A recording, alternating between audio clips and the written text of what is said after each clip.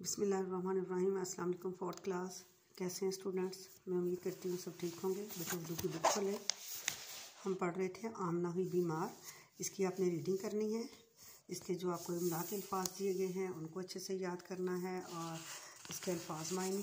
ये क्या था कि आमना ने वो स्कूल एक दिन स्कूल से छुट्टी हुई तो उसने क्या कि बच्चे किताब बनाकर जब बाहर निकले तो उसने बाहर से गोलगप्पे लेके खा लिए और उसके बाद उसका क्या हुआ, गला ख़राब हो गया। सुबह उसकी अम्मी ने जब उसको उठाया तो वो उसकी कहा मेरी तबीयत ठीक नहीं है, गले में सख्त दर्द था उसके और उसको तेज़ बुखार था।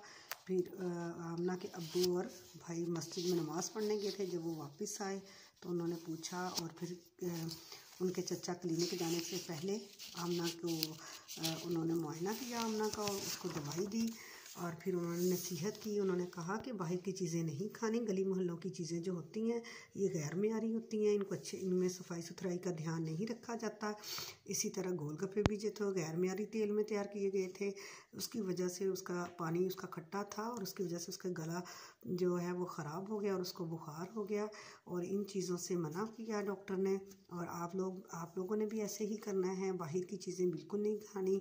घर की जो साफ़ सुथरी चीज़ें होती हैं वो खाया करें। बाहर की चीज़ें जो होती हैं वो आपकी सेहत के लिए नुकसानदेह हैं। ठीक है, तो आगे हैं इसके अल्फाज मायने, वो आपने याद करने हैं। और आमना स्कूल क्यों ना गई ये हमने पहले रीडिंग में पढ़ा है, क्योंकि उसका गला ख़राब था।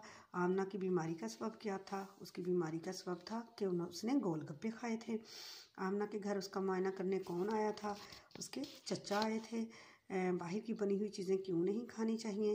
क्योंकि वो गैर मेयारी होती हैं, इस वजह से नहीं खानी चाहिए। इस सबक में सफाई से मुतल्लक़ हमारे नबी पाक सल्लल्लाहु अलैहि वसल्लम ने कौन सी हदीस बताई है? कौन सी हदीस है? उसकी है कि सफाई ईमान का हिस्सा है। ठीक है, आगे है खाली जगह। अब्बू जान ने नमाज के लिए हसन और डैश को आवाज़ दी। किसको आवाज़ दी? आमना को। अब्बू जान डैश से वापस आ गए। कहाँ से? मस्जिद से।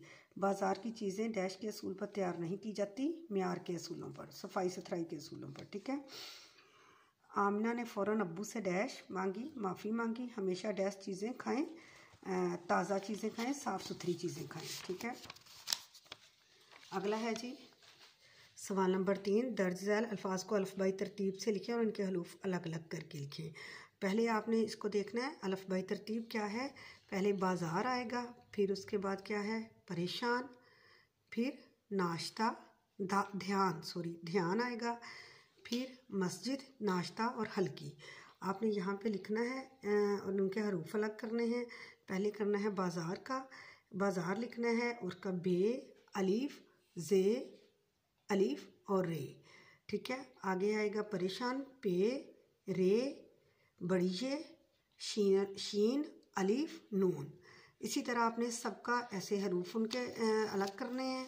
ठीक है, आगे है सवाल नंबर 4। दी गई मिसाल के मुताबिक हे की जगह हे दो चश्मी लिखकर इमला दुरुस्त करके लिखें। ये हे है, एक गोल वाली है, एक दो चश्मी है। आपने लिखने को ये देखें ना, इन्होंने भी काफ है की कहीर बनती है और ये खीर। काफ दो चश्मी जो है इसकी आवाज़ क्या है? ख की आवाज़ आएगी। अब ये आपने मुझे इसमें भी वो दो चश्मी करनी है, झाड़ू में भी, सीधा में भी, नन्ना ये खिचड़ी, पढ़ना, चढ़ी, ये वाले आपने लफ्ज़ हैं, ये आपको लिख के दिए हुए हैं, आपने इसको वैसे ही करना है। ठीक है, आगे है ये सवाल नंबर 5। इस दिए गए अल्फाज को जुमलों में इस्तेमाल करें कि इसकी तज़कीर व तानीस वाज़ेह हो जाए। हल्की फुल्की, हमें रोज़ाना हल्की फुल्की सैर करनी चाहिए। जुमले बनाने आपने सफाई निस्फ ईमान है। बहादुर अली बहादुर बच्चा है। सैर में रोज़ाना सुबह सवेरे सैर को जाता हूँ। छुट्टी, आज स्कूल से छुट्टी है। अगला है सवाल नंबर 6। इस वाहद और जमा अलग अलग करनी है और नीचे दिए गए कालमों में लिखनी है। ये जो जगह है इसमें आपने अलहदा करने हैं। जो वाहिद हैं उनको वाहद के कालम में लिखना है और जो जमा है उसको जमा में।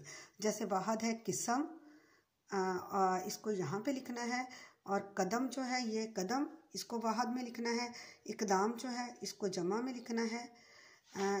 जो किस्म है उसकी अक़साम यहाँ पे होंगी। ये देखें अक़साम, पहले किस्म लिखनी है, यहाँ पे अक़साम लिखना है। ठीक है, यहाँ पे यौम लिखना है और इधर अय्याम।